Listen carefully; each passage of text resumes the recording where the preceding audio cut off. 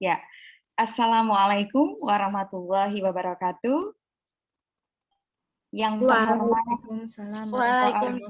Waalaikumsalam warahmatullahi wabarakatuh. Waalaikumsalam warahmatullahi wabarakatuh. Peserta sajana dari berbagai instansi dan juga lembaga, dan tidak lupa yang kami hormati teman-teman PSM BBUAD dan juga panitia sajana yang tidak bisa kami sebutkan satu persatu. Alhamdulillahirabbil alamin, pada pagi hari ini, pada pagi yang cerah ini kita masih diberikan nikmat berupa kesempatan, kesehatan, sehingga kita semua bisa bergabung dalam acara 1 jam ngobrol bencana atau biasa disebut dengan Sajana. Sajana kali ini sudah ketiga, kali ini mengambil tema manajemen bencana di masa pandemi COVID. Salawat serta salam semoga senantiasa tercurah kepada junjungan Nabi Agung kita Muhammad Sallallahu Alaihi Wasallam yang selalu kita nantikan syafaatnya di yaumul akhir nanti. Baik Bapak, Ibu, dan juga adik-adik mahasiswa yang berbahagia, berikut akan kami sampaikan susunan acara pada pagi siang hari ini. Yang pertama adalah pembukaan, yang kedua menyanyikan lagu Indonesia Raya, yang ketiga adalah sambutan koordinator PIL Erasmus Plus Project, yang keempat adalah acara inti, ya, yang kelima adalah lain-lain, dan yang keenam adalah penutup. Marilah acara pada pagi hari ini kita buka dengan lafal basmalah untuk yang beragama Islam, dan bagi yang beragama selain Islam bisa menyesuaikan, kami persilahkan. Bismillahirrahmanirrahim. Acara selanjutnya yaitu menyanyikan lagu Indonesia Raya. Kepada petugas kami persilahkan.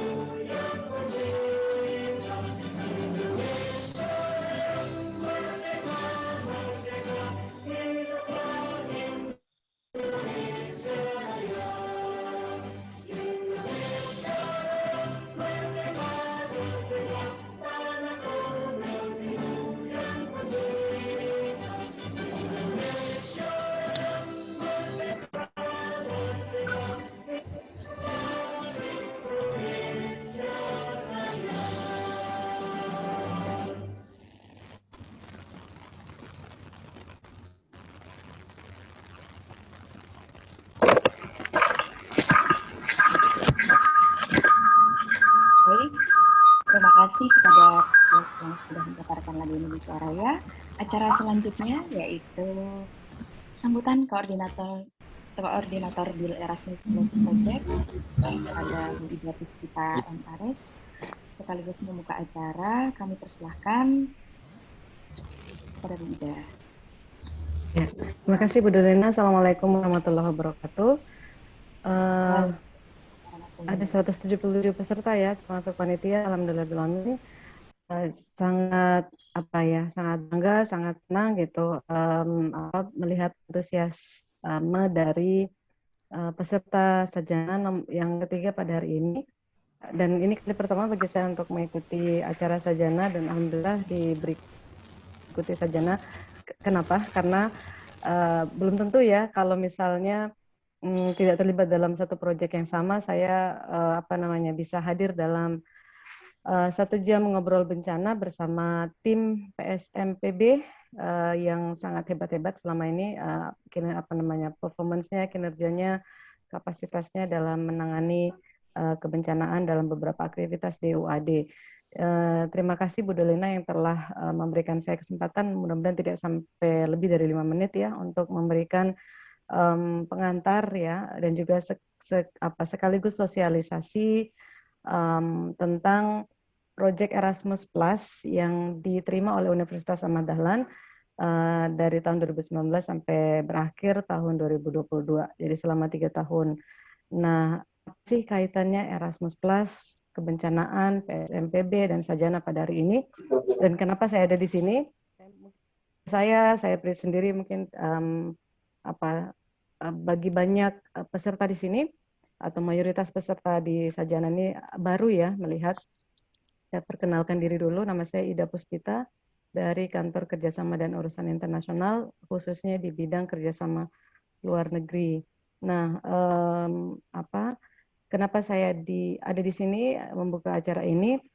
Karena sudah saya sebutkan di awal tadi, UAD menerima hibah Erasmus Plus dari Uni Eropa selama durasi 3 tahun 2019 sampai 2022 dengan topik Building Universities in Leading Disaster Resilience. Mungkin adik-adik mahasiswa, peserta sajana, Bapak dan Ibu mungkin ada yang join hari ini bisa melihat di background kita ada logo Build ya, belah sana ya. Ada logo Build, ini adalah singkatan dari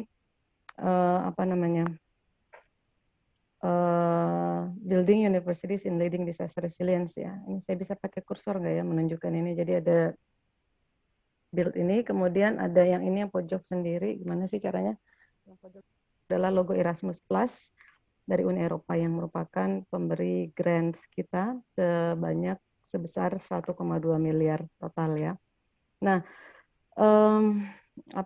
konsorsium yang menerima hibah ini di Indonesia alhamdulillah hanya 8 perguruan tinggi negeri dan swasta, dan UAD termasuk salah satunya. Saya sebutkan ya, di antaranya adalah selain UAD ada Universitas Islam Indonesia, ada Universitas Surabaya, saya sebutkan yang swasta dulu, Universitas Surabaya di Surabaya, ada Universitas Presiden di Tangerang, di Tangerang, kemudian ada Universitas Muhammadiyah Palu di Sulawesi Tengah, termasuk saudara kita sama perguruan tinggi Muhammadiyah 5, kemudian 3 lagi adalah negeri ya, ada Universitas Andalas di Sumatera Barat, ada Universitas Lambung Mangkurat di Kalimantan Selatan, dan ada Universitas Khairun di Ternate. Jadi dari Timur ya, seluruh Indonesia ada 8 universitas yang nantinya akan menjadi Center of Excellence atau hub dari manajemen kebencanaan di level universitas. Jadi untuk menciptakan Center of Excellence atau pusat, atau mungkin bahasa yang sedikit mirip walaupun tidak persis mirip adalah pusat studi ya, pusat studi yang lebih besar skalanya untuk menciptakan universitas yang tangguh bencana. Jadi kampus yang tangguh bencana, kurang lebih begitu dengan banyak aspeknya. Nah, nantinya adik-adik mahasiswa, Bapak dan Ibu dosen mungkin yang hari ini bisa bisa bergabung dalam sajana ini akan bisa mendapatkan fasilitas satu lab, bukan space ya, tempat, mungkin juga bisa saya sebutkan lab, yang di dalamnya ada alat dapat mendukung peningkatan awareness terhadap kebencanaan di Indonesia. Jadi juga bisa mendukung sistem pendidikan tentang kesadaran, tentang sadar bencana, tentang tangguh bencana dan sebagainya yang nantinya akan dibahas lebih detail oleh Bu Dolina dan Pak Oktomi yang merupakan pakar-pakar di bidang manajemen kebencanaan. Nah, di dalam situ nanti ada beberapa alat-alat yang bisa diakses, bisa digunakan oleh para mahasiswa UAD maupun luar UAD, mitra-mitra kita yang mungkin akan semacam berkunjung, study tour, study visit, dan sebagainya. Jadi tempat itu bisa disebut sebagai tempat belajar tentang kebencanaan. Nanti ada alat-alat semacam virtual reality yang bisa digunakan untuk melihat atau merasakan efek-efek bencana dari alat tersebut dan lain-lain ya. Jadi nanti salah satu dari luaran hidup. Kemudian luaran yang lain adalah tentang kurikulum kebencanaan yang mungkin akan nanti masuk ke beberapa prodi yang relevan, misalnya di Fakultas Kesehatan Masyarakat, di Fakultas Psikologi, Fakultas Kedokteran. Kedokteran kan kita tahu sama-sama banyak, mungkin belum banyak yang tahu bahwa Fakultas Kedokteran kita itu fokusnya adalah ke manajemen kebencanaan, sehingga mungkin itu juga nanti akan ada prodi-prodi yang lain juga menerapkan kurikulum tersebut, dan bisa jadi juga bahwa desain kurikulum manajemen kebencanaan itu akan di-handle di pusat studinya, di Center of Excellence-nya, yang nantinya bisa mendukung program MBKM, Merdeka Belajar, kegiatan Merdeka Belajar, Kampus Merdeka dari Kemendikbud, yang salah satu aspeknya dari 8 aspek itu adalah tentang proyek-proyek kemanusiaan, yang tentu sangat erat kaitannya dengan manajemen kebencanaan. Nah, nampaknya itu ya yang bisa saya sampaikan, sehingga kemudian kaitannya dengan Sajana ini sudah yang yang pertama dan kedua waktu itu nampaknya belum ada hibah ini ya, sehingga kemudian karena adanya hibah ini maka kemudian ada kolaborasi antara PSM PB Pusat Studi Mitigasi dan Penanggulangan Bencana Universitas Ahmad Dahlan yang ketuanya adalah Bu Dolina, tadi sudah dimoderatori di awal, kemudian bekerja sama dengan proyek ini, jadi proyek Build Erasmus Plus. Kemudian adalah kita lanjutkan kembali kegiatan yang sangat baik ini, sangat bagus ini, itu 1 jam ngobrol bencana. Nah, nanti insya Allah mudah-mudahan tidak ada halangan, ini akan dilakukan secara rutin per bulan. Bulan depan lagi insya Allah akan ada di kurang lebih tanggal-tanggal seperti ini di akhir bulan. Sampai kemudian nanti akan ada, mudah-mudahan tidak ada halangan, webinar ya, dalam rangka memperingati tangguh bencana. Nanti mungkin ya nanti Bu Dolina sama Pak Oktomi akan bercerita tentang itu selama 1 jam ke depan. Nah, jadi itu mungkin kurang lebih. Jadi bagi mahasiswa yang penasaran apa sih proyek Erasmus Plus dan sebagainya, nanti mungkin bisa ikutan bertanya atau bisa menanyakan kepada Bu Dolina dan juga Pak Oktomi, karena beliau berdua merupakan tim dari proyek ini bersama kami. Demikian Bu Dolina, kurang lebih nanti dalam setiap sajana kami juga akan mengusahakan untuk terus mensosialisasikan paling banyak 5 menit untuk program ini, karena belum tentu pesertanya sama. Terima kasih atas kesempatannya, dan semoga sukses untuk acara sajana pada hari ini. Assalamualaikum warahmatullahi wabarakatuh. Waalaikumsalam warahmatullahi wabarakatuh. Terima kasih sekali Bu Ida sudah memberikan sambutan hari ini di sajana ketiga, sambutannya dari Bu Ida selaku koordinator Build Erasmus Plus Project, karena terselenggaranya sajana part 3 ini juga atas support Bu Ida ya. Ayo Bu Dolina, sajana dirutinkan lagi gitu. Ya, insya Allah nanti akan rutin lagi ya Bu Ida ya. Oke, baik. Terima kasih sekali dan juga teman-teman yang mendukung. Baik, untuk acara selanjutnya, tibalah saatnya di acara inti. Tapi tadi kami juga mendapatkan pesanan dari teman-teman panitia di belakang, ya, yang sangat luar biasa di balik layar ini. Mohon teman-teman bisa menghidupkan kameranya, ya, sehingga akan memudahkan teman-teman panitia untuk mendokumentasikannya. Begitu ya. Baik teman-teman, selanjutnya acara inti sudah hadir pemateri kita yang luar biasa ya, yaitu Pak Oktomi Wijaya SKM MSc. Saya sapa dulu, jangan-jangan belum ada ini. Sudah ada ya? Sudah. Selamat pagi Pak Oktomi. Selamat pagi Ibu Dolina. Oke, sehat Pak Oktomi ya? Sehat, alhamdulillah. Sehat. Alhamdulillahirrabbilalamin. Pada sajana part 3 ini akan diisi oleh Pak Oktomi Wijaya SKM MSc. Beliau adalah dosen K3 dari FKM UAD, sekaligus beliau menjabat sebagai koordinator PRBK. Nah, PRBK itu apa? Pengurangan risiko bencana dan kesiapsiagaan ya, divisi di PSMPB UAD. Lalu beliau juga asesor kompetensi BNSP LSP UAD.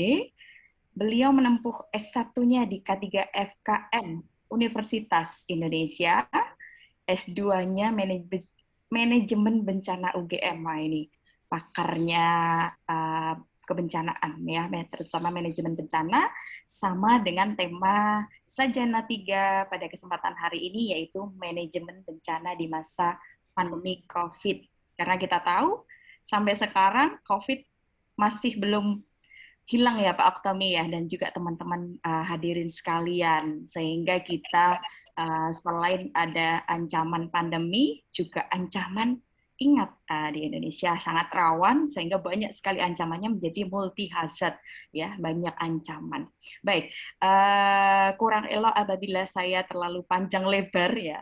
Oke, Pak Oktomi sudah siap. Untuk itu kami persilahkan Pak Oktomi untuk memulai presentasinya. Mungkin bisa dibantu jika ada yang akan di-share screen ke petugas yang ada di belakang. Baik. Kami persilahkan Pak Oktomi. Ya, baik. Saya Waktunya ucapkan 45 menit ya. Oke, Yang mudah-mudahan 15 menit untuk tanya jawab ya, biar 1 jam. Karena namanya 1 jam ngobrol bencana ya. Iya, baik, insya Allah. Terima kasih Bu Dolina. Assalamualaikum warahmatullahi wabarakatuh. Waalaikumsalam warahmatullahi wabarakatuh. Yang terhormat Bu Ida Puspita ya, sebagai Ketua Program Build Erasmus Plus ya, program UAD. Kemudian yang terhormat ada Ibu Dolina sebagai Ketua Pusat Studi Mitigasi dan Penanggulangan Bencana UAD. Jadi UAD sudah punya pusat studi yang memang fokus ke penanggulangan bencana. Dan insya Allah ya, dengan adanya program UAD dapat hibah ini, Build Erasmus Plus program dari Eropa, nantinya kita akan mempunyai atau memiliki Center of Excellence, ya, pusat unggulan tentang bencana di UAD. Dan yang saya banggakan dan juga kepada seluruh peserta ya yang bergabung pada webinar pagi hari ini. Baik, pada kesempatan kali ini saya akan sharing ya terkait dengan bagaimana pemberdayaan masyarakat di dalam penanggulangan bencana di masa pandemi COVID-19.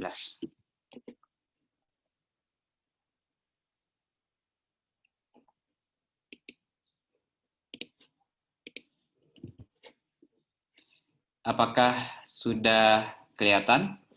Sudah Pak Tommy? Sudah ya. Baik. Sudah. Ya. Jadi pada kesempatan kali ini saya akan sharing di Sajana 3 ini bagaimana pemberdayaan masyarakat dalam penanggulangan bencana di masa pandemi COVID-19. Ya, tadi saya sudah diperkenalkan oleh Bu Dolina ya. Saya bisa dipanggil Pak Oktomi atau Pak Okto, silahkan begitu ya. Saya di K3 di Peminatan Keselamatan dan Kesehatan Kerja di FKM UAD dan juga sekarang diamanahi sebagai koordinator PRBK. Ya, PRBK tadi sudah disampaikan oleh Bu Dolina. Ya, pengurangan risiko bencana dan kesiapsiagaan Pusat Studi Mitigasi Bencana UAD. Ya.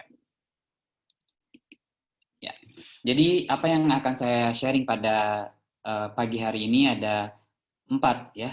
Mengapa sih di Indonesia rawan bencana ya? Kenapa? Kemudian yang kedua, saya akan membahas tentang pandemi COVID-19. Kemudian bencana di tengah pandemi COVID-19 dan bagaimana pemberdayaan masyarakat dalam penanggulangan bencana di masa pandemi COVID-19. Ya. Pertanyaan pertama, kenapa ya Indonesia itu rawan bencana? Kalau kayaknya di luar negeri tidak sebanyak, tidak sekomplit ya di Indonesia. Nah, pertanyaan itu mungkin muncul di benak kita. Kenapa begitu ya? Jadi yang pertama adalah karena Indonesia itu berada di pertemuan 3 lempeng tektonik besar. Ya, kita bisa lihat di gambar ini ada 3 lempeng tektonik yang besar yang mengapit Indonesia begitu ya. Apa saja? Ya, di sini ada lempeng Indo-Australia, kemudian ada lempeng Eurasia, dan satu lagi ada namanya lempeng Pasifik. Jadi bertemunya 3 lempeng. Jadi bertumbukan lempeng ini sehingga Indonesia rawan terhadap gempa bumi, kemudian tsunami, kemudian likuifaksi, dan tanah longsor. Itu yang pertama, karena posisi kita diapit oleh 3 lempeng tektonik besar dunia. Kemudian yang kedua, mengapa Indonesia rawan bencana ya? Karena Indonesia berada di jalur Pacific Ring of Fire atau cincin api Pasifik. Nah, ini namanya cincin api ini. Nah, kita berada di cincin api. Jadi di dunia ini ada cincin api atau Ring of Fire atau cincin api. Ya. Sehingga Indonesia rawan gempa dan gunung meletus. Ya, kita banyaknya ada lebih kurang 127 gunung aktif. Tapi kalau gunungnya mungkin ada 400.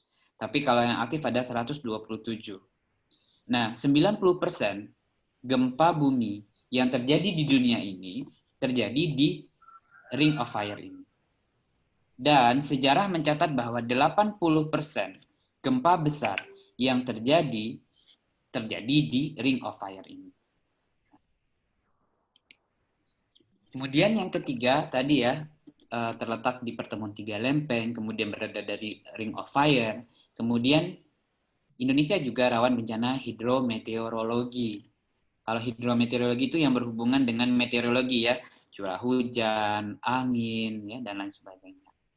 Sehingga Indonesia rawan bencana banjir, ya, kemudian longsor, ya, kemudian angin puting beliung, ya, cuaca ekstrim. Tapi itu faktor pemicu saja. Tapi juga ada faktor dasar ya, yaitu kurangnya daya dukung lingkungan ya, nah, dipicu oleh faktor-faktor hidrometeorologi. Ya. Nah, Indonesia sebagai negara yang rawan bencana ya. Ini saya ambilkan data dari IRBI. IRBI itu Indeks Risiko Bencana Indonesia yang dikeluarkan oleh BNPB, Badan Nasional Penanggulangan Bencana, bahwa 52,3%, ya, lebih dari 50% kabupaten atau kota di Indonesia memiliki risiko yang tinggi terhadap bencana. Jadi separuh dari wilayah Indonesia itu adalah daerah yang beresiko atau daerah yang rawan, daerah yang memiliki risiko tinggi terhadap bencana. Berdasarkan data dari PKK, PKK itu adalah Pusat Krisis Kesehatan dari Kementerian Kesehatan, mencatat bahwa 1.103 kejadian bencana berdampak pada krisis kesehatan dalam waktu 2015 sampai 2019. Nah, ini masih data dari IRBI tahun 2018. 397 ya kabupaten kota di Indonesia rawan banjir. Ya, baru-baru ini di mana-mana ya sampai sekarang ya. Yang paling besar kemarin di Kalimantan Selatan, kemudian di Semarang, kemudian di Jabodetabek, ya di Jawa Barat kita mengalami banjir. Kemudian 514 kabupaten kota di Indonesia itu adalah daerah rawan gempa bumi. Kemudian Indonesia memiliki 127 gunung aktif. Ya. Ya. Berikutnya ini yang disebut dengan multi hazards ya. Jadi ada bencana yang terjadi bersamaan gitu. Bencana alam dan bencana non alam. pandemi ini kita sebut sebagai bencana non alam. Ya, WHO atau Badan Kesehatan Dunia sudah mendeklarasikan COVID-19 sebagai pandemi pada 11 Maret 2011. Per 16 Juli 2020, ya, COVID-19 ini telah menyebar di 215 negara. Kemudian data dari World of Matter per 26 Februari sudah 113 juta kasus di seluruh dunia. Ini sudah sangat besar ya. Kalau 2 miliar penduduk dunia, ini udah 113 ya yang terkena COVID-19. Lalu bagaimana di Indonesia? Wah, Indonesia ini termasuk jumlah yang besar di Asia Tenggara, 50% lebih ya kasus COVID itu adanya di negara kita.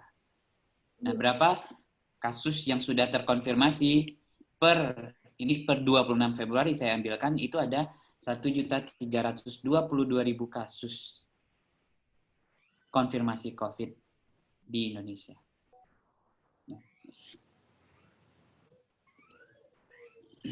Nah, bencana di tengah pandemi ya. Jadi ini beberapa contoh ya saya ambilkan misalnya. Kalau di internasional ada siklon Harold. Ini di negara yang kemarin sempat heboh juga diperbincangkan di Indonesia ya, di Vanuatu ya. Vanuatu. Nah, ada siklon di sana yang menyebabkan kerugian yang besar dan menyebabkan banyak korban meninggal. Kemudian yang baru-baru ini terjadi, yaitu gempa Mamuju di Sulawesi Barat pada saat pandemi, yang terjadi bulan Januari kemarin. Kemudian baru-baru ini terjadi banjir besar di Kalimantan Selatan. Dan ini terjadi bersamaan dengan pandemi COVID-19. Nah, apa dampak bencana COVID-19 terhadap penanggulangan bencana? Ya, pasti menimbulkan dampak. Ya. Di Jepang, pemerintah lokal menangguhkan penerimaan relawan di Februari 2020. Jadi, di Oktober 2019, itu, di Jepang itu terjadi namanya, mungkin masih ingat, topan Hagibis atau Hagibis Typhoon. Ya. Nah, karena pandemi ya menyebabkan Jepang untuk menangguhkan atau mensuspend rehabilitasi. Jadi bantuan-bantuan dari luar itu di stop. Pekerja-pekerja atau relawan kemanusiaan itu di stop. Karena apa? Ya karena kita tidak bisa menerima orang dari luar negara. Nah, apa akibatnya? Sehingga proses recovery atau proses pemulihan itu tertunda. Itu akibatnya. Jadi pandemi mengakibatkan tertundanya proses pemulihan topan Hagibis di Jepang. Kemudian di Bangladesh, pekerja kemanusiaan dan lembaga pemerintahan menghadapi dua ancaman sekaligus. Ya, ada siklon dan juga klaster COVID-19 di pengungsian Cox's Bazar. Jadi di Bangladesh itu ada 900.000 pengungsi Rohingya. Selain menghadapi siklon, bayangkan 900.000 pengungsian, betapa crowded-nya pengungsian di sana. Dan terjadi di masa pandemi. Dan itu pasti akan akan meningkatkan risiko penularan atau klaster COVID-19 di pengungsian. 900.000 pengungsi Rohingya di Bangladesh. Kemudian, ini Bu Dolina sudah tahu juga ya Bu, ya ada banyak relawan, ada banyak pengungsi, ya di gempa Mamuju yang menderita positif COVID-19. Ya, UAD juga kebetulan mengirimkan relawan ya Bu Dolina ya. Kita UAD mengirimkan tim medis ke sana. Dokter dan apoteker Pak, dengan syarat yang luar biasa. Swab antigennya berkali-kali. Betul. Nah, kita mengirimkan ke sana. Dan yang banyak dan yang terjadi adalah kenapa banyak relawan dan pengungsi yang mengalami dua orang ada Om. menderita COVID-19 karena sulit bagi relawan dan pengungsi itu untuk menerapkan physical distancing atau menjaga jarak. Ya. Nah ini dampak yang luar biasa. Ini yang disebut dengan multi hazards. Ya, kita mengalami bencana itu sudah dampaknya luar biasa. Ditambah lagi penularan COVID-19 yang begitu besar. Nah ini jelas double burden ya, bebannya ganda. Berikutnya kita lihat bagaimana manajemen bencana di masa pandemi. Ya, kalau manajemen bencana itu siklusnya kita bagi itu secara umum ada 3. Yang pertama adalah pra-bencana, kemudian tanggap darurat, dan pemulihan. Pra-bencana artinya sebelum bencana, tanggap darurat sesaat setelah terjadinya bencana, dan recovery itu adalah masa pemulihan setelah terjadi bencana. Jadi pra, saat, dan tanggap. Itu adalah siklus manajemen bencana. Nah, bagaimana pendekatan manajemen bencana di masa pandemi COVID-19 ini? Nah, ini kita lihat. Ya, pendekatannya, 1, harus melakukan koordinasi. Ya, koordinasi dari berbagai stakeholder di dalam penanggulangan bencana. Kemudian yang kedua adalah risk communication with scientific knowledge. Komunikasi resiko di dalam penanggulangan bencana ini juga sangat-sangat memiliki peran yang sangat krusial dan penting. Ya, jangan sampai terjadi nanti hoax ya atau berita-berita bohong. Kemudian engage local organization and communities. Pendekatan ini juga sangat penting. Ya, pendekatan bencana itu harus berbasiskan masyarakat lokal dan komunitas lokal. Karena apa? Kita tidak bisa mengharapkan bantuan di masa pandemi ini. Tidak boleh bergantung kepada luar. Karena apa? Kalau kita mengharapkan bantuan dari luar negeri, di masa pandemi ini pembatasan orang untuk bisa masuk ke dalam suatu negara sangat terbatas. Jangankan dari luar negeri, ya dari misalnya kalau terjadi di suatu daerah di pulau terpencil, dari Jakarta saja susah.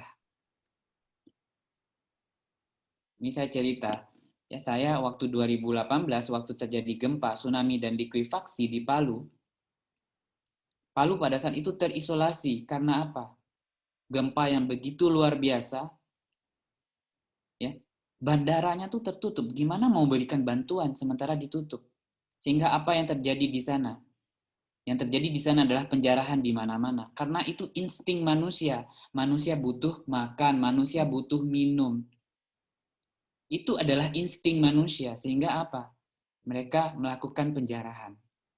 Sehingga tentu kita tidak bisa mengharapkan dalam 3 hari pertama. Itu harus oleh komunitas lokal. Tidak bisa kita mengharapkan. Ditambah lagi misalnya, akses ke Palu itu terblok. Jalanan putus, jembatan putus, sehingga untuk mengharapkan bantuan dari luar susah. Jalan darat terputus, bandara juga tutup. Sehingga bantuan telat datang. Ya. Kemudian tujuan manajemen bencana di masa pandemi ini adalah protect human life. Ini adalah tujuan yang paling utama. Bagaimana kita bisa melindungi kehidupan manusia. Dan di dalam masa pandemi ini, fokusnya terletak pada vulnerable group. Vulnerable group itu adalah kelompok rentan. Ini yang menjadi tujuannya. Fokusnya harus ke kelompok rentan. Sehingga tercipta nanti human security.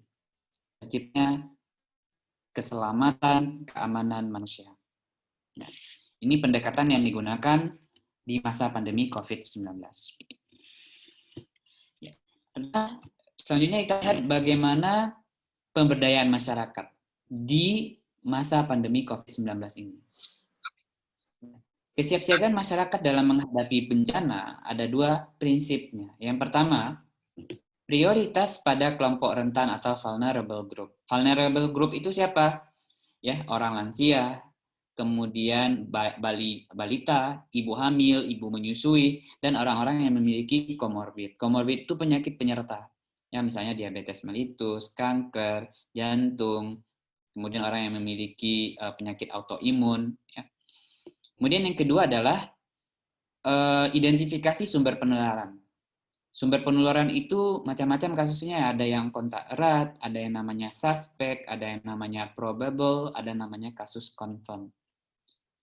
Ini harus dilakukan identifikasi.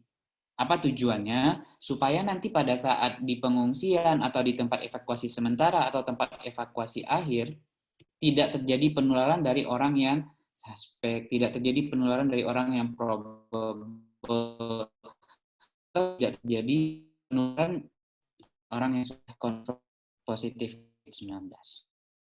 Nah, ini sangat penting di masa pandemi ini ketika terjadi bencana. Nah, siapa sih kelompok rentan itu? Yang pertama lansia yang besar, yang umur lebih dari 60 tahun. Ini masuk kelompok rentan. Kemudian yang kedua, ibu hamil, ibu menyusui, dan bayi di bawah 2 tahun atau baduta. Dan orang-orang yang memiliki komorbid. Ya, orang yang memiliki komorbid seperti misalnya penyakit jantung, penyakit diabetes mellitus, ya, penyakit kanker. Ini adalah orang dengan komorbid. Nah, prinsipnya tadi fokus harus kepada penyelamatan atau pelindungan kelompok-kelompok rentan. Karena kelompok rentan ini adalah kelompok yang berisiko tinggi, baik terhadap bencana ditambah lagi di masa COVID-19. Ya. Kemudian selain kelompok rentan juga prioritasnya adalah terkait dengan status pasien COVID-19, sumber penularan. Ini betul-betul harus dikendalikan. Jangan sampai nanti di tempat pengungsian orangnya campur, kemudian orang-orang yang suspek, orang yang probable, orang yang confirm, itu kemudian menulari orang-orang yang sehat. Dan itu akan terjadi klaster pengungsian. Nah, ini yang harus betul-betul dicegah. Kontak erat. Apa sih yang dimaksud kontak erat? Ya, kontak erat itu yang pertama ada sentuhan fisik. Kemudian yang kedua ada kontak, waktunya minimal 15 menit, itu yang disebut kontak erat. Kemudian orang yang menangani kasus tanpa APD yang memadai. Terus ada kasus suspek, ya, suspek orang yang mengalami gejala, ya, kemudian memiliki riwayat dari daerah dari luar negeri atau daerah yang memiliki transmisi lokal. Kemudian ada kasus probable, ya. Kasus probable ini ditambah dengan misalnya ronsennya dicurigai, begitu ya. Kemudian mengalami gejala misalnya kayak gangguan penciuman, kemudian gangguan perasa, namanya anosmia, gitu ya, tidak bisa membau, gitu ya. Kemudian kasus confirm. Nah, kalau kasus confirm ini yang sudah confirm melalui diagnosis COVID melalui swab PCR. Nah, ini adalah macam-macam. Ini harus dikendalikan. Ini harus diidentifikasi. Nah, sekarang kita lihat pemberdayaan masyarakat ada dua di sini. Nanti ada kesiapsiagaan individu atau keluarga. Yang kedua adalah kesiapsiagaan dari kader dan relawan kesehatan. Kita lihat kesiapsiagaan individu atau keluarga pada masa pra-bencana, apa yang harus dilakukan oleh kita, individu atau keluarga kita dalam menghadapi bencana di masa pandemi COVID-19 ini. Yang pertama adalah analisis risiko bencana. Kita individu dan peserta semua yang ada di sini, adik-adik semua yang ada di sini, harus melakukan analisis risiko bencana. Apa saja potensi bencana yang kemungkinan terjadi di lingkungan adik-adik? Kalau tinggal dekat Merapi, berarti kemungkinan Merapi. Adik-adik yang di Bantul mungkin berisiko, ya, ada potensi gempa bumi. Ya, kemungkinan yang tinggalnya di Kalsel, yang di Kalimantan banjir, tanah longsor dan lain sebagainya. Kemudian yang kedua, menyiapkan rencana darurat keluarga. Jadi sudah seharusnya sekarang kita menyiapkan rencana darurat di keluarga kita. Yang mengidentifikasi ada nggak di keluarga kita yang masuk kepada kelompok rentan. Karena kalau kelompok rentan mereka tidak akan mampu mengevakuasi diri mereka sendiri. Mereka harus dibantu. Kemudian bagaimana cara berkomunikasi dalam situasi darurat. Ya. Nah, ini rencana darurat di level keluarga ini sangat penting. Kemudian yang ketiga, memantau informasi bencana. Ini juga sangat penting dalam situasi sekarang, terutama sekarang bencana hidrometeorologi itu sangat penting bagi kita untuk memantau informasi bencana. Saya yakin dan percaya bahwa semua kita di sini punya sosial media, baik itu Twitter, baik itu Instagram, baik itu Facebook. Nah, jadi sudah saatnya kita memantau. Ya, jadi yang di-follow itu jangan hanya artis-artis Korea gitu ya misalnya, atau artis-artis Indonesia atau artis-artis Barat. Boleh, tidak dilarang, tapi juga sangat penting atau sangat dianjurkan kita untuk memantau informasi dari sosial media, ya, badan-badan atau lembaga yang berwenang, ya, misalnya BNPB sudah di-follow ya, kemudian BMKG, ya, kemudian PVMBG, gitu. Ini penting kita ikuti. Kementerian Kesehatan, WHO itu kita follow Instagramnya, kita follow Twitternya, karena informasi di situ. SMPB juga, Pak. Kemana? WPSMPB juga. Oh iya, dan Sudah ada terima linknya. kasih Bu Dorina. Dan pastinya juga web PSMPB UAD begitu ya. Dan nanti kita juga ada ini ya, apa namanya, sosmednya. Itu dipantau ya. Kemudian berikutnya adalah budaya germas. Nah, ini budaya germas ini penting ya untuk imunitas tubuh kita. Germas itu ya kalau anak-anak kesehatan masyarakat udah paham ya, aktivitas fisik. Karena di masa pandemi ini kita harus meningkatkan imunitas tubuh kita dengan cara apa? Aktivitas fisik, kemudian gizi seimbang, ya, kemudian istirahat yang cukup karena imun itu sangat dipengaruhi juga oleh istirahat yang mencukupi. Kemudian disiplin protokol kesehatan ya, protokol kesehatan 5M ya, 5M itu memakai masker, menjaga jarak, mencuci tangan, menghindari kerumunan, kemudian mengurangi mobilitas. Kemudian, apalagi yang perlu dilakukan adalah identifikasi fasilitas layanan kesehatan terdekat. Nah, dari sekarang adik-adik tinggal di mana? Kira-kira kalau misalnya ada keluarga ya yang probable, mungkin yang suspek atau mungkin yang confirm, nanti akan dirujuk kemana? Akan dibawa kemana? Kita harus mengidentifikasi fasilitas layanan kesehatan rujukan COVID terdekat. Kemudian berikutnya, ya, tas siaga bencana. Ini sangat penting untuk disiapkan. Seperti yang saya sampaikan tadi, dalam situasi bencana, apalagi ditambah lagi dengan COVID-19 ini, kita tidak bisa mengandalkan bantuan dari luar, karena banyak faktor-faktor risikonya. Kalau kita mengharapkan bantuan dari Amerika, dari Arab Saudi, itu akan nyampe mungkin 10 hari tapi dalam situasi sekarang karena pembatasan antar negara itu sangat ketat. Tentu kita tidak bisa mengharapkan di sana. Kemudian mengharapkan bantuan dari pemerintah. Bagaimana kalau bandaranya rusak, infrastrukturnya rusak? Bagaimana kalau ya seperti yang saya sampaikan tadi? Bagaimana kalau jalanannya putus? Sehingga bantuan-bantuan itu pasti akan telat datang. Oleh sebab itu, bagaimana kita mampu bisa bertahan dalam situasi darurat? Oleh sebab itu, kita harus memiliki kesiapsiagaan. Maka sangat penting bagi kita memiliki tas siaga bencana. Nah, ini. Jadi ada namanya stay at home kit, ada namanya evacuation kit. Dalam situasi bencana tidak selalu orang harus evakuasi. Tapi kalau misalnya rumahnya udah terendam, tentu harus evakuasi ya. Atau kalau misalnya rumahnya udah roboh, tentu harus evakuasi. Harus menyiapkan namanya evacuation kit.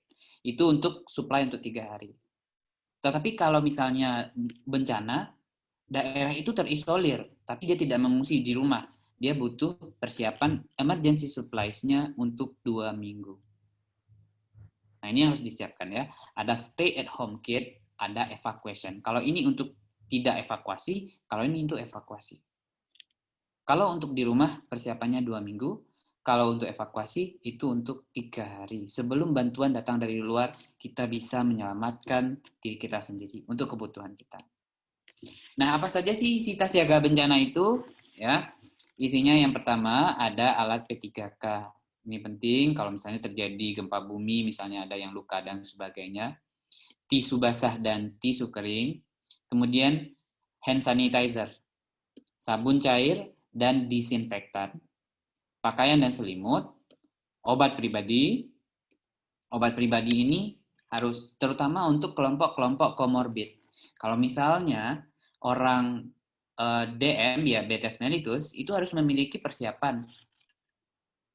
Bagaimana supaya saat terjadi bencana ketika belum dapat mengakses fasilitas layanan kesehatan, maka orang tersebut mempunyai cadangan untuk obat-obatan. Nah, ini sangat penting ya, sudah bencana, nggak bisa terputus obatnya, ini berbahaya sekali. Kemudian peralatan makan, ya, kemudian air minum. Perlengkapan misalnya ya, senter, kemudian gunting, kemudian korek api, ya, kemudian pisau, kemudian fluid, uang dan dokumen penting. Nah, ini penting disiapkan, dokumen-dokumen penting. Jangan sampai nanti situasi darurat ngambil lagi. Dokumen-dokumen penting ini ya, ijazah, ya, kartu keluarga, KTP, buku tabungan, sertifikat berharga, ini harus ada. Yang bisa kita langsung bawa. Jangan sampai nanti kita nggak bawa. Nah, ini padahal dokumen-dokumen ini sangat penting. Kemudian bawa masker pastinya dalam situasi COVID-19 ini, di dalam itu juga harus kita bawa masker. Kemudian bagi yang wanita nih ya, pembalut wanita dan makanan ringan yang tahan lama. Nah, ini yang harus disiapkan di tas siaga bencana. Kemudian itu tadi pra bencana. Sebelum terjadi bencana, apa sih yang harus kita lakukan atau apa yang harus kita siapkan dalam situasi pra bencana? Selanjutnya adalah tanggap darurat bencana. Nah, apa yang harus dilakukan pada saat tanggap darurat? Artinya sesaat setelah terjadi bencana itu keep calm and don't panic. Jadi tetap tenang dan tidak panik. Karena kalau panik itu akan menimbulkan segala sesuatu itu yang kalau sudah panik, ya apa yang harus dilakukan kemudian lupa. Ya. Kemudian berikutnya adalah evakuasi. Ketika membutuhkan evakuasi maka harus dilakukan evakuasi. Nah, yang penting juga dilakukan dalam evakuasi ini kita jangan egois. Ya, kita menyelamatkan diri sendiri. Tapi bantulah kelompok rentan. Kalau ada nenek kita, ya, kemudian ada balita atau ada ibu hamil, ya kita tidak boleh egois. Kita juga harus membantu kelompok rentan di dalam evakuasi. Dan di dalam masa pandemi ini, dalam evakuasi juga harus ikuti protokol kesehatan. Jaga jarak, cuci tangan, dan gunakan masker. Ini harus dilakukan pada saat kita evakuasi. Nah, kunci ya, jangan panik dan tetap tenang. Kenapa ini saya merahkan? Pada kondisi darurat bencana, tanggap darurat, 3 hari pertama akan terjadi kepanikan yang luar biasa. Karena apa? Makanan terbatas, air bersih sulit, pengungsian tidak memadai. Nah, jika air habis, makanya tadi kita penting menyiapkan hand sanitizer. Nah, kalau air habis, maka gunakan hand sanitizer yang ada di tas siaga bencana. Bagaimana kalau pengungsiannya sempit? Ya, semaksimal mungkin tetap berkumpul bersama keluarga. Makanya pengelompokannya itu berdasarkan keluarga. Ya, hindari kontak fisik, berhadapan langsung, dan di tempat pengungsian itu kita harus mengurangi bicara. Karena kalau kita banyak bicara, ya dropletnya makin banyak yang keluar. Irit aja berbicara. Selalu gunakan masker, hindari menyentuh mata, hidung, mulut jika tangan belum bersih. Dan di tempat pengungsian itu bila memungkinkan buka pintu dan jendela di ruangan. Kenapa? Karena prinsip dari pencegahan COVID selain 5M adalah protokol VDJ. VDJ itu apa? Ventilasi, durasi, dan jarak. Ya, ventilasi yang baik mengurangi resiko, tetapi ventilasi yang buruk, ruangan yang tertutup, itu maka resiko penularan COVID makin besar. Ya. Kemudian makanan yang bergizi, istirahat yang cukup, dan aktivitas fisik. Kemudian bagaimana pencegahan COVID-19 di pengungsian? Misalnya kita terpaksa mengungsi di rumah, kita kebanjiran sehingga kita harus ke tempat pengungsian. Ya, pengelompokan berdasarkan keluarga. Nah, inilah perbedaan antara sebelum terjadi bencana, sebelum terjadi pandemi dan setelah terjadi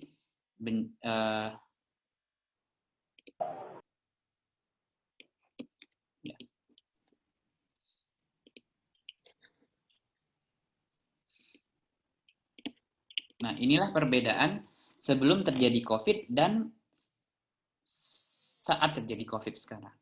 Ya, kalau sebelumnya ya nyampur-nyampur aja nggak masalah. Tapi di masa pandemi ini, ya di pengungsian itu kita harus dengan keluarga kita, jangan nyampur. Ya, kalau kita bertemu dengan yang bukan keluarga kita, resiko penularan COVID makin besar.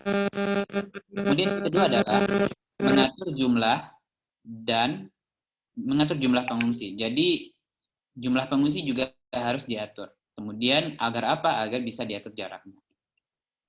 Kemudian berikutnya adalah memisahkan pengungsi suspek, kontak erat, probable, dan confirm dengan pengungsi lain.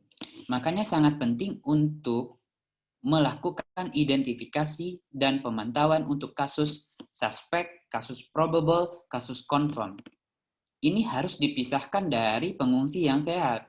Karena kalau nyampur, maka akan terjadi penularan. Maka sangat penting untuk memisahkan kasus-kasus suspek, probable, dan confirm ini dengan pengungsi yang sehat.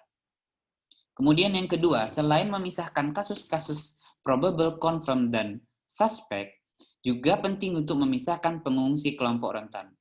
Kelompok-kelompok rentan, misalnya orang yang memiliki komorbid, orang yang lansia, ya, kemudian ibu hamil, ibu menyusui, itu harus dipisahkan dari kelompok-kelompok yang lain dengan kelompok yang nggak rentan.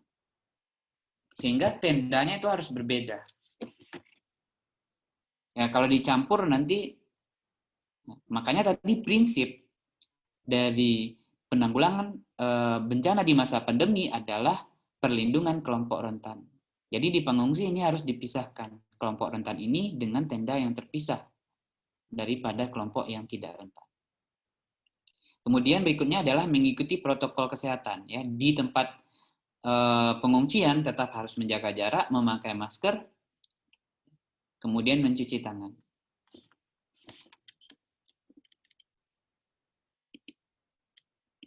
Ya. Kemudian berikutnya adalah pasca bencana. Nah, ketika misalnya ya setelah terjadi bencana, setelah tanggap darurat sudah boleh ya. Tetapi yang perlu diingat bahwa kembali ke rumah itu harus berdasarkan arahan dari petugas yang berwenang. Jadi jangan sampai kita ya misalnya masih ada potensi kemudian balik ke rumah. Nah, kita harus mengikuti arahan dari petugas berwenang. Kemudian setelah sampai di rumah, membersihkan rumah dan lingkungan.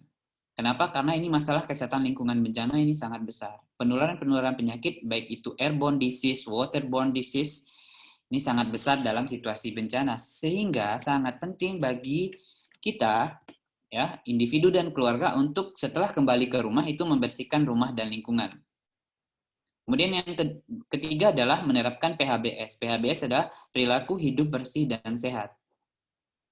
Kemudian yang keempat adalah akses terhadap air bersih dan sanitasi dasar.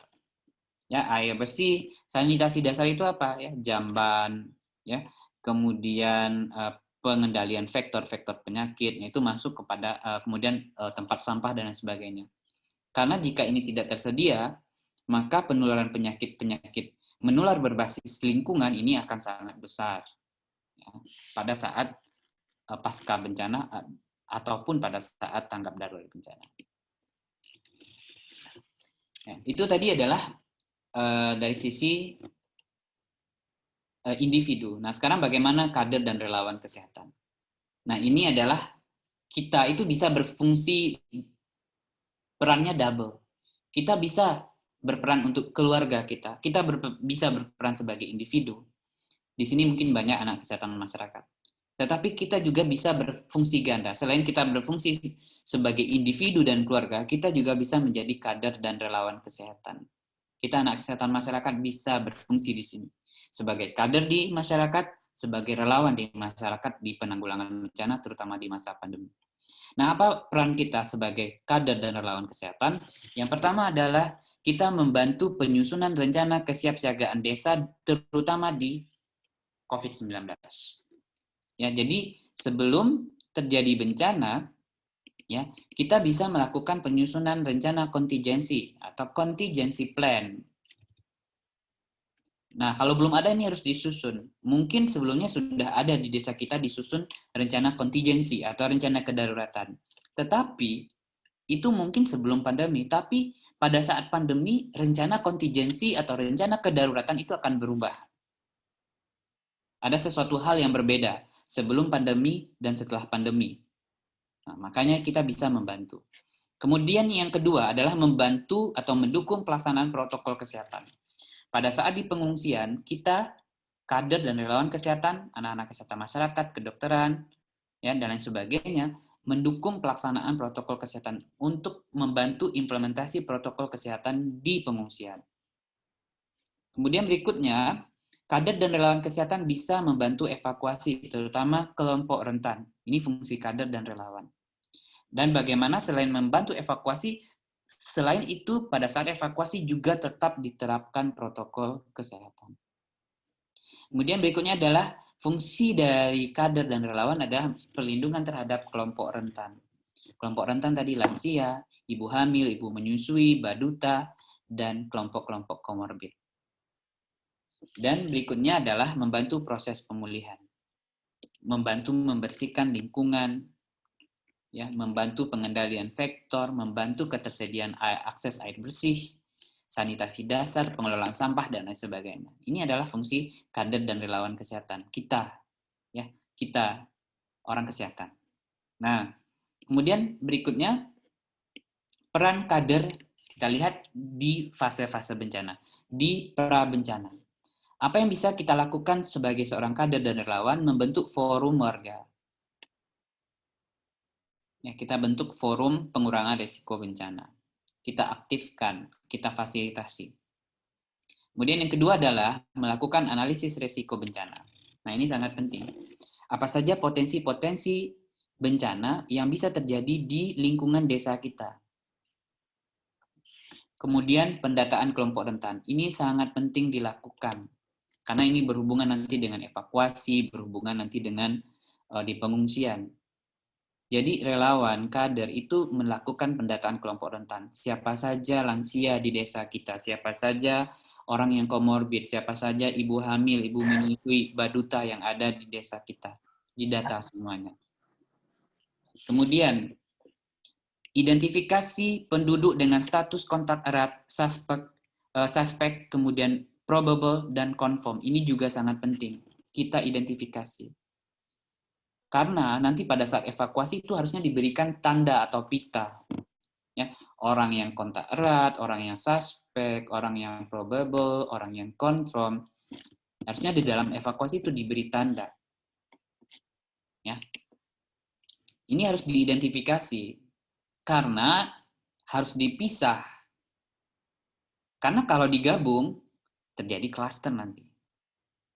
Nah, makanya ini peran kita nih, kader dan relawan, untuk mengidentifikasi kelompok rentan, data, ya, kemudian mendata ya status-status kontak erat, suspek, probable, dan confirm. Nah, kita bisa membantu puskesmas di sini. Kemudian berikutnya adalah tugas kita atau peran kita di kader adalah mendorong masyarakat untuk menerapkan GERMAS, Gerakan Masyarakat Sehat, ya, dan menerapkan protokol kesehatan. Berikutnya, dukungan isolasi mandiri. Nah, orang isolasi itu pasti mereka memiliki beban. Ya. Ini sangat butuh dukungan dari kader dan relawan. Ya, mereka butuh makan, tapi mereka nggak boleh keluar. Nah, dukungan kita lah ya, kita membantu menyediakan, ya, mengirim makanan, mengirim minuman, menanyakan kabar, itu sangat dibutuhkan oleh orang yang confirm positif COVID-19. Sehingga sangat dibutuhkan dukungan ketika mereka isolasi, itu mereka butuh dukungan makanan, ya, dukungan support psikologi, ditanyakan kabarnya. Ini sangat penting, karena kalau enggak nanti mereka jalan keluar, beli makanan, ya nanti nyebar kan. Oleh sebab itu ini sangat penting. Kemudian pendataan sumber daya. Nah ini tugas kita juga sebagai kader dan relawan. Analisis sumber daya ini penting. Apa yang ada di desa kita? Ada pustu kah, ada PKK kah, ada puskesmas kah? Ini harus kita data. Ya. Kemudian menyiapkan tes dan TA. Tes itu adalah tempat evakuasi sementara dan TEA itu adalah tempat evakuasi akhir. Dalam situasi pandemi ini, kebutuhannya sangat besar. Kenapa? Karena orang harus jaga jarak. Kalau sebelumnya orang mau bejubel atau misalnya mau crowded di tempat pengungsian nggak masalah. Tetapi di masa pandemi ini kita harus menjaga jarak. Kita harus membatasi jumlah orang yang ada di pengungsian, di tempat evakuasi akhir ataupun di tempat evakuasi sementara. Sehingga sangat penting untuk mengidentifikasi kira-kira alternatif tambahannya di mana lagi nih. Oh mungkin di sekolah, atau mungkin di pesantren, atau mana saja yang bisa kita gunakan. Nah, kemudian tugas kita juga adalah mengidentifikasi fasilitas evakuasi apa saja yang dibutuhkan. Ya, kita misalnya memasang jalur evakuasi di desa kita, ya, rambu-rambu evakuasi, kemudian memasang emergency assembly point atau titik kumpul. Nah, ini fasilitas evakuasi. Kemudian menyiapkan sarana prasarana di pengungsian. Nah, ini tugas kita ya, menyediakan wastafel, ya, menyediakan kebutuhan-kebutuhan untuk tanggap darurat bencana di pengungsian ya. Apa saja sarana prasarana yang ada di pengungsian. Ya, baik itu berupa fasilitas maupun equipment atau peralatan atau perlengkapan yang dibutuhkan pada saat di pengungsian.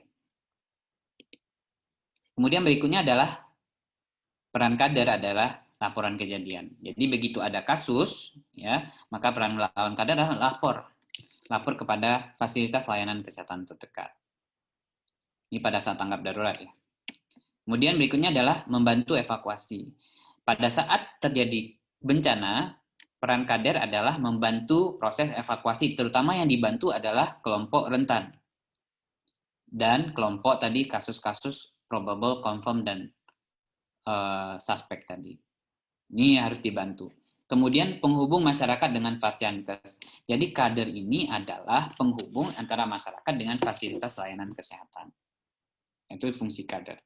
Kemudian menyampaikan informasi terkini kepada masyarakat. Ini sangat penting untuk mencegah terjadinya hoax atau berita bohong yang terjadi pada saat bencana. Kemudian peran relawan berikutnya adalah melakukan penapisan. Penapisan itu kalau bahasa Inggrisnya screening, bahasa kitanya penapisan. Ya, screening ya. Kita harus screening ya. Screening, ada orang yang kontak erat enggak, ada orang yang probable, apakah ada yang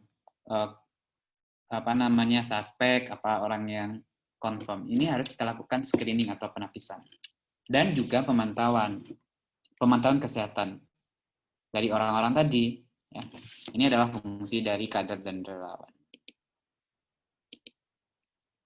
Oke. Kemudian pada saat pasca bencana, apa yang dilakukan? Ya, membantu kembali ke rumah. Ya. Kemudian menggerakkan warga untuk membersihkan lingkungan. Ya, karena di bencana masalah yang paling umum adalah masalah penyakit-penyakit menular berbasis lingkungan ya, karena kurangnya ketersediaan air bersih, karena kurangnya ketersediaan jamban, karena buruknya pengelolaan sampah. Ini menimbulkan berbagai penyakit berbasis lingkungan. Ya. Kemudian mengajak warga untuk mengikuti protokol kesehatan dan perilaku hidup bersih dan sehat. Kemudian memantau akses air bersih dan sanitasi dasar, serta memantau kondisi warga. Jadi dari ini memantau, ya tadi kelompok rentannya dipantau kesehatannya. Kemudian kelompok-kelompok tadi kasus tadi itu dipantau juga kondisi kesehatannya. Kalau misalnya ada orang isolasi mandiri, ini dipantau juga. Jika kondisinya memburuk nanti dibantu untuk ke fasilitas layanan kesehatan terdekat.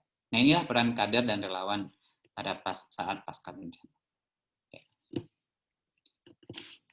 Baik. Ya, mungkin itu sedikit ya sharing dari saya bagaimana peran pemberdayaan masyarakat dalam penanggulangan bencana di masa pandemi COVID-19. Artinya kita di sini memiliki dua peran, satu sebagai individu dan untuk keluarga kita bagaimana meningkatkan kesiapsiagaan sehingga kita bisa mengurangi resiko bencana di masa pandemi ini, tapi kita juga bisa berperan sebagai yang kedua tadi. Kita bisa berperan sebagai kader dan relawan. Karena apa? Karena kita mempunyai kapasitas untuk itu, terutama kita di Fakultas Kesehatan Masyarakat dan tentunya juga teman-teman yang lain, tidak harus di kesehatan masyarakat ya. Bisa juga di kesehatan dan jurusan-jurusan yang lainnya. Mungkin itu dari saya. Saya kembalikan ke Bu Dolina. Oke.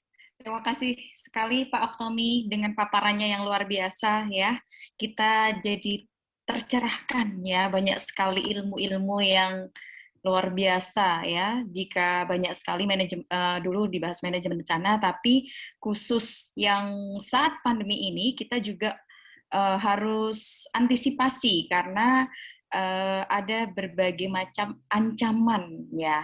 Jadi bagaimana kita memiliki peran sebagai individu dan juga sebagai masyarakat seperti itu. Kita bisa menjadi kader atau pahlawan. Baik, tepat sekali tanpa harus diingatkan Pak Oktomi sudah on time sekali dan kita akan buka sesi tanya jawab ya. Yang pertama bisa interaktif ya. Sepertinya ini sudah ada yang mengangkat ini ya tangan ya, Mas Reno Setiaji, jangan lupa sebutkan nama instansi. Jadi kita akan buka sampai 11.15 ya. Oke, untuk sesi pertanyaan ini bisa interaktif dan juga bisa dilayangkan di kolom chat yang ada di Zoom ini. Kami persilahkan kepada Mas Reno ini ya, masih muda sekali ini. Coba ini dari mana? Semangat sekali untuk hari ini. Silakan. Assalamualaikum warahmatullahi wabarakatuh. Waalaikumsalam warahmatullahi wabarakatuh. Sebutkan nama, instansi. Ya. Saya Reno Setiaji, biasa dipanggil Reno. Saya mahasiswa di FKM angkatan 2019. Asal saya dari Riau. Oke, dari Riau. Ya, kan di Riau apa di Jogja? Saya di Riau, Bu, sekarang, Bu. Luar biasa, diikuti oleh dari berbagai penjuru Indonesia, Mas Oktomi. Ya, alhamdulillah, Ida juga ya. Silakan. Ya, Pak Oktomi, saya ingin bertanya terkait dengan kebencanaan ini. Untuk di daerah saya sendiri itu kan, Pak, jarang sekali terjadi bencana-bencana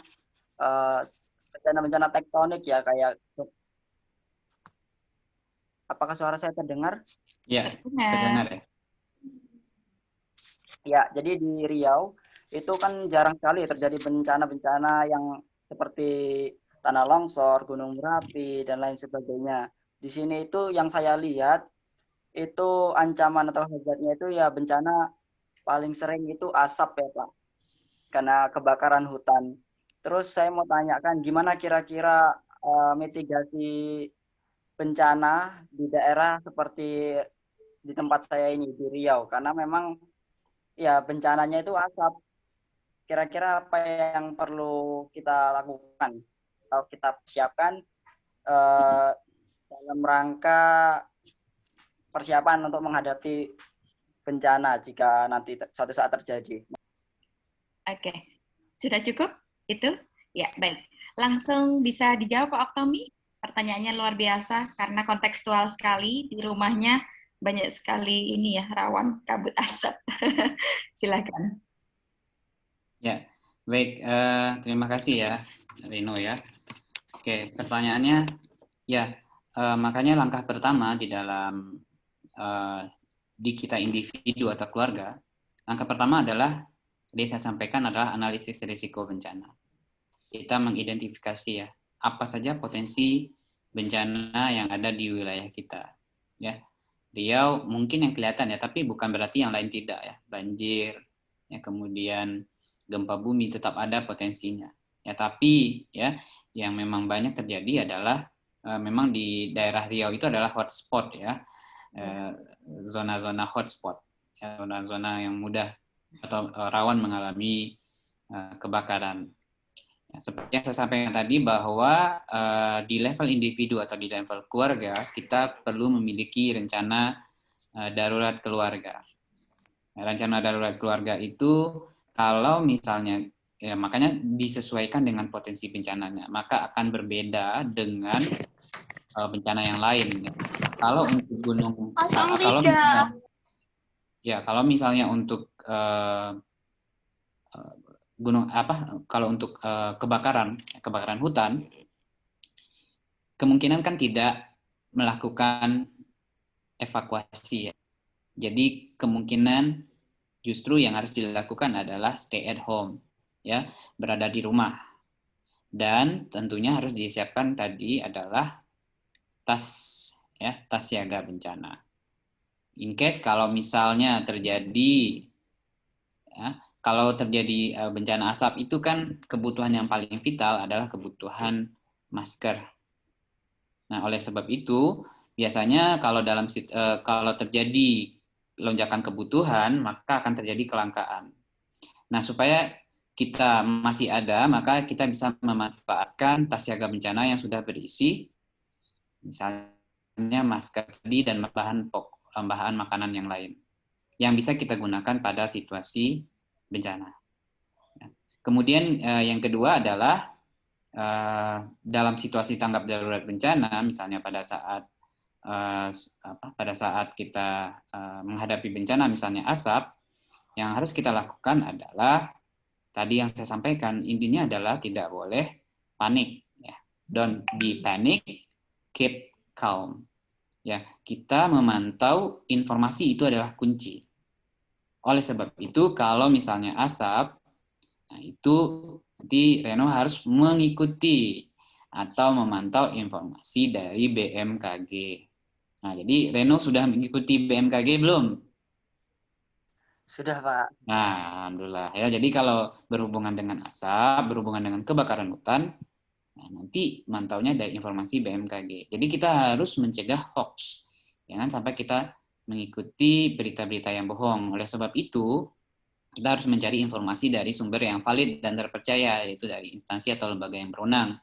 Nah, dalam hal ini, kalau kebakaran hutan, ya, harus mengikuti BMKG.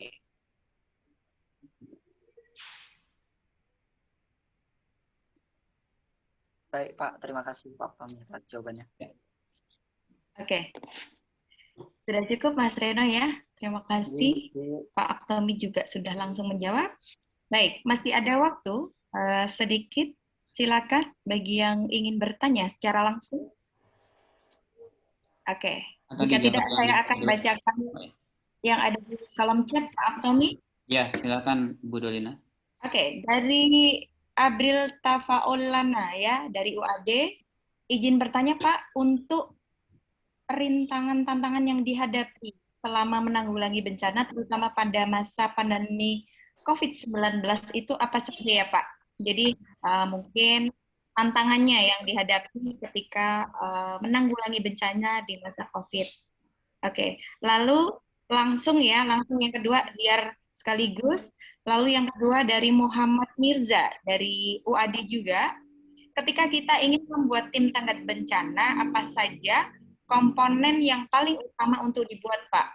Lalu indikator keberhasilan dalam tim tanggap bencana itu apa saja? Ya, mungkin ini di kampus ya, maksudnya ya, atau di masyarakat ya. Nanti bisa Pak Oktomi share dua-duanya biar bermanfaat. Langsung saja Pak Oktomi, ada 2 pertanyaan, monggo bebas mau yang dijawab dari yang Mas Abril atau Mas Mirza dulu. Kami persilahkan. Ya, saya coba share. Oke.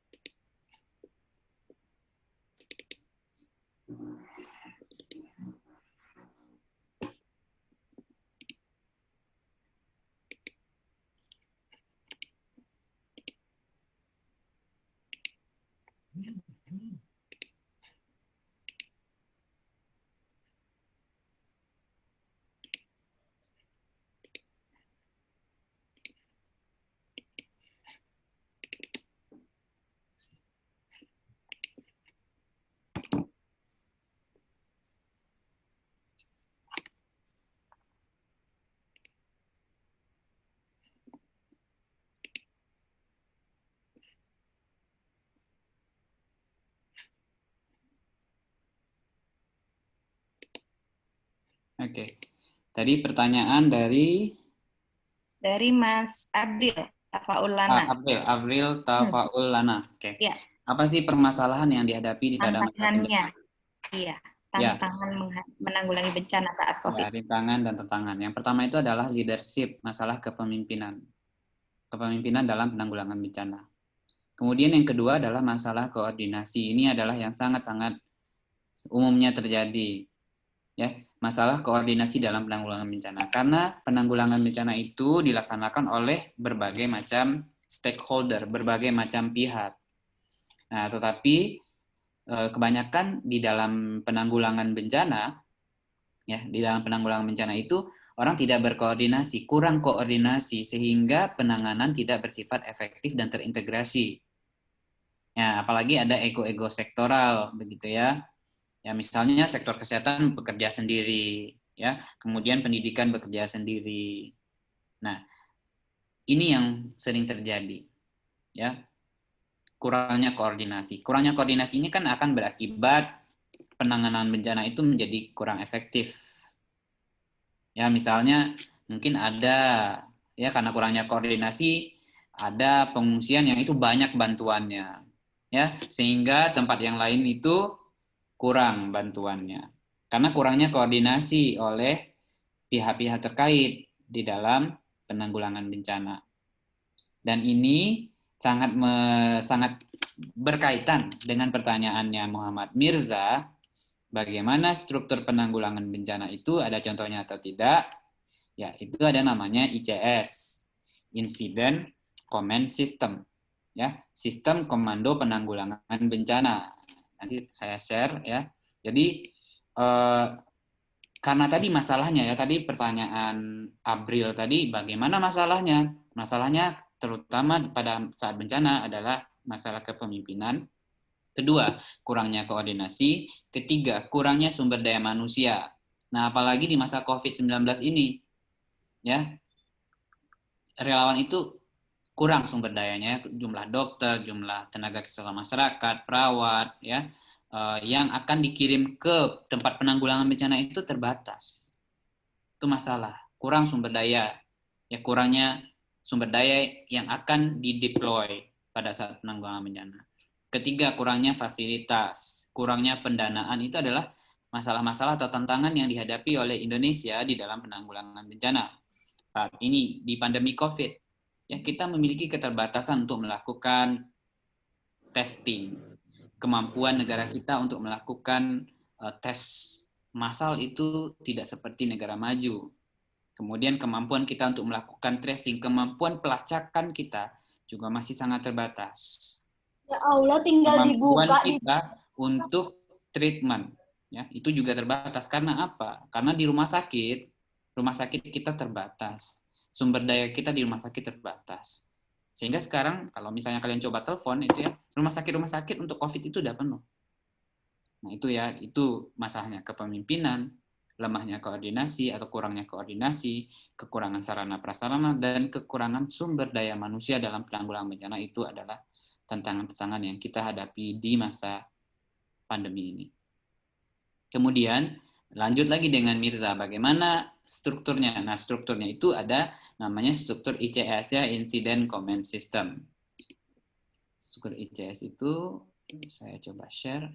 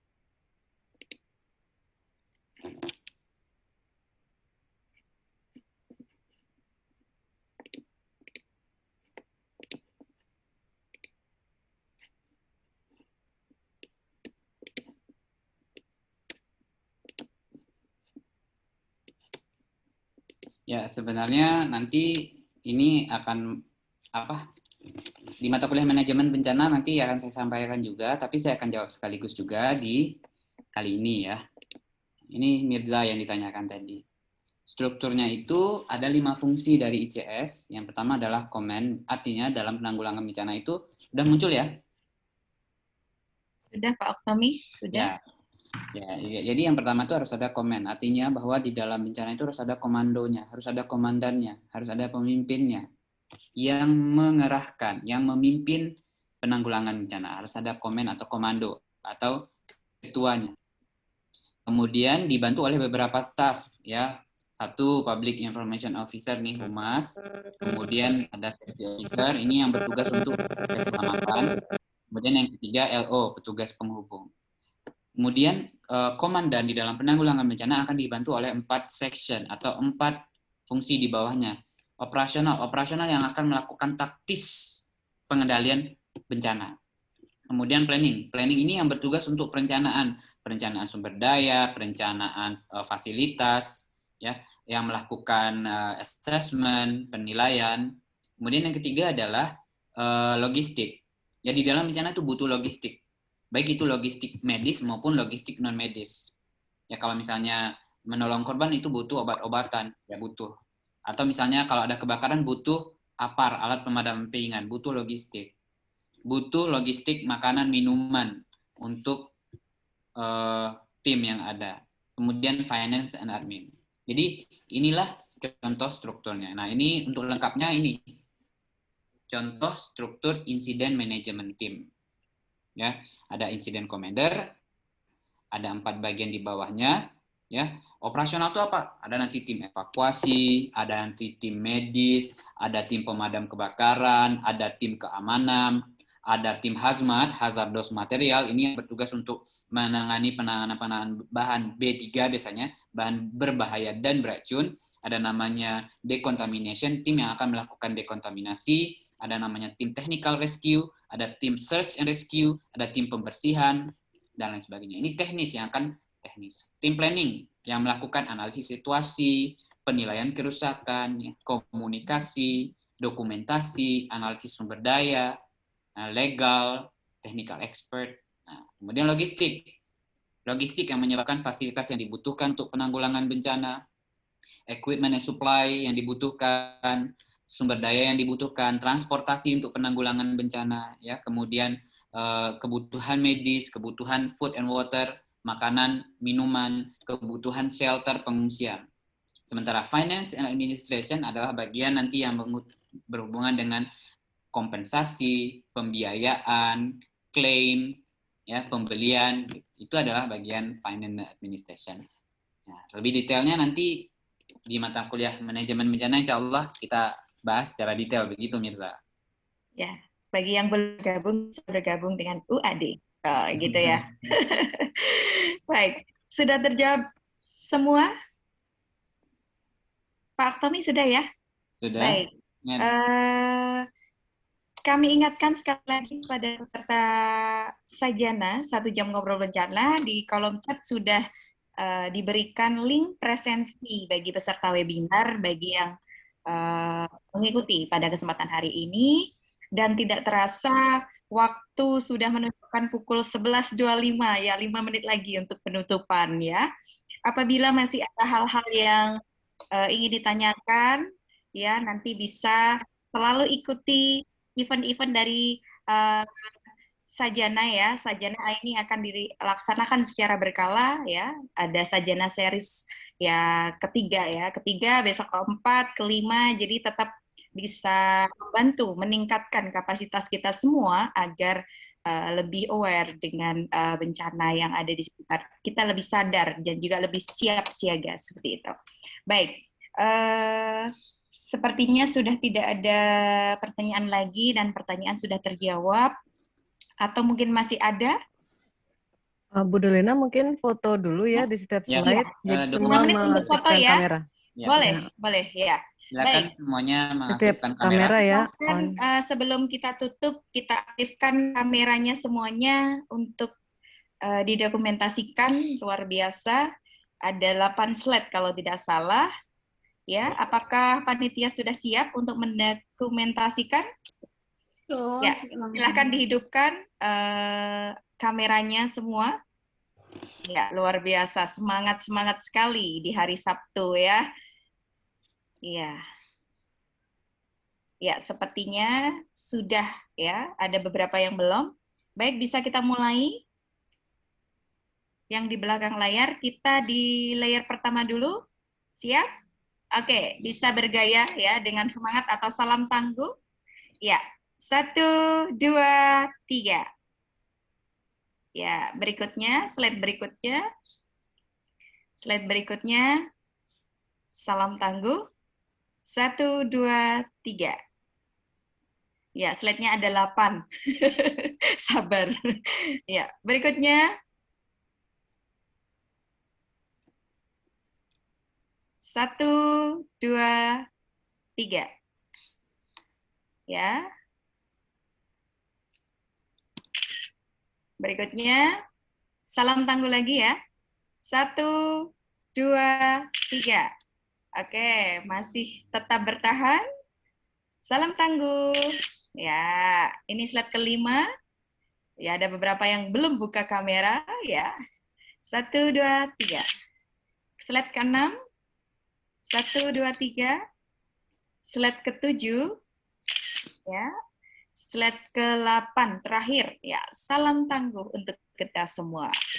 Baik, para hadirin peserta seminar yang berbahagia dan juga terima kasih sekali kami sampaikan kepada Pak Oktomi Wijaya yang hari ini telah memberikan pencerahan kepada kita semua di hari dan siang yang cerah ini. Semakin cerah Pak kita.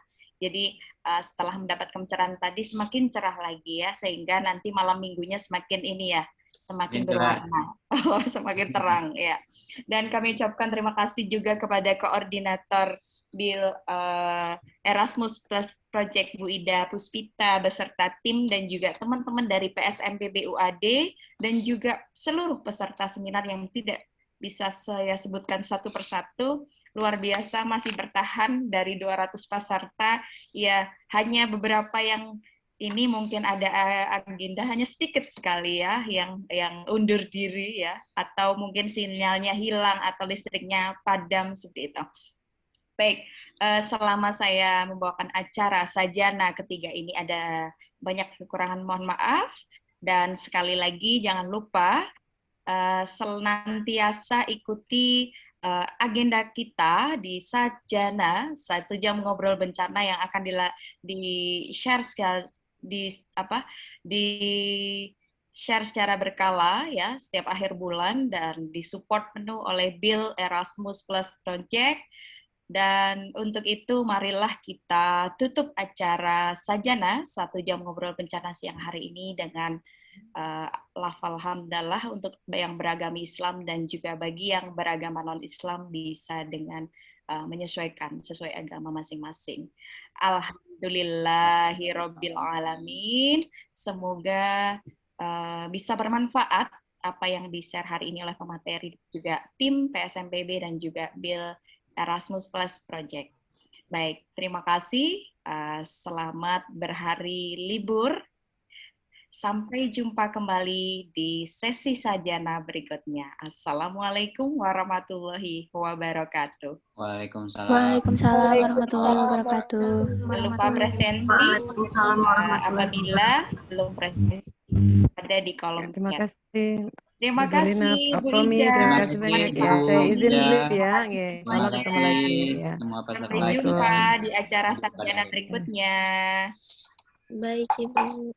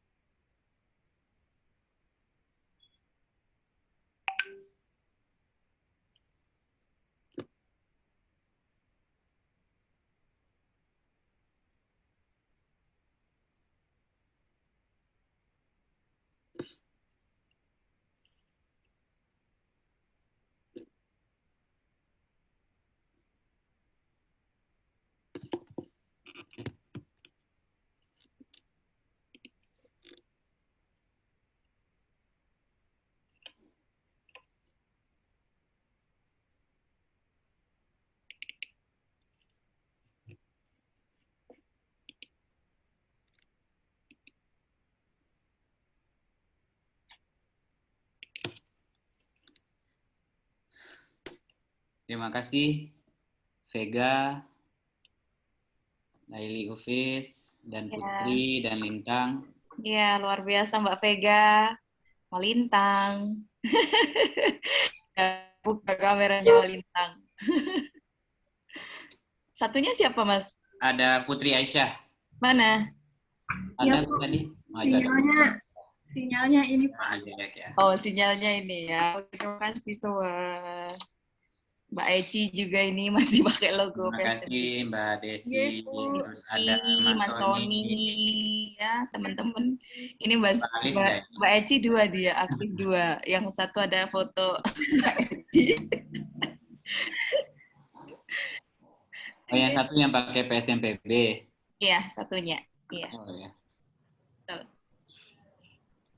Tadi yang dokumentasi Mbak Lintang. Apa siapa? Yang saya juga iya sih ada. Kak Uwis, Bu. Kak Uwis. Kalau yang screenshot saya, Ibu. Tapi kalau untuk yang recordnya ada Lintang. Lintang ya record. Siap-siap. Siapa? Karena apa? Untuk di web tadi loh yang masukin web PSMPB biar update. Tapi banyak yang off cam tadi, Bu. Jadi cuma tulisan nama aja. Gak apa-apa. Karena kan bisa jadi sambil tiduran juga. Iya. Luar biasa. Terima kasih semuanya. Iya, sama-sama, Ibu.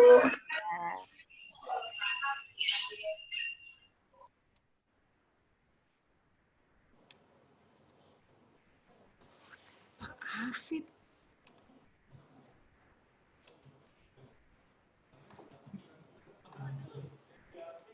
Bu Firsti, Rizka, Adit, Popi, Budi, Kenapa Mbak Eci? Oh, lagi nyari nama dosen, Bu.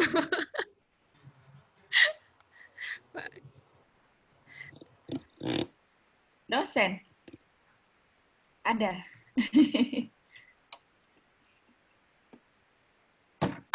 Cari dosen FEB, Bu. Oh. Lintang sudah buat ini belum? Sudah akses IG-nya PSMPB belum ya? IG PSMPB baru mau dibuat, Pak. Iya, Oh, karena tadi katanya Baru, laptopnya baru fokus ini tadi ya. Ya barusan kan ini udah Ayah bikin, tapi karena aku nggak mengakses email, jadi harus ada apa ya tadi? Atau buat baru aja kali ya, Mbak? Iya. Gitu aja. Emailnya Yang penting email yang UAD-nya masih ada. ya. Tapi yang untuk medsos kan tidak harus email ini kan. Maksudnya, ya kan? Oke, nggak apa-apa. Udah dikondisikan sama Mbak Lintang tadi. Terima kasih ya. Jarak jauh. Nanti Ufis, nanti dokumentasinya dibuat bagus ya, kayak kemarin IMK3 ada tulisan-tulisan itu. Wes. Sudah pakai. Maksudnya ada kayak ada sajana berapa gitu. Jadi bukan hanya foto aja. Jadi kayak yang lihat kemarin kan yang IMK3 itu kan, ya yang kayak gitu. Udah canggih ya Mbak Upis. Ufis ini kok jago kok. Ya, semua jago mahasiswa itu luar biasa, keren-keren. Kita yang nggak jago. Iya, kita aja yang nyuruh-nyuruh.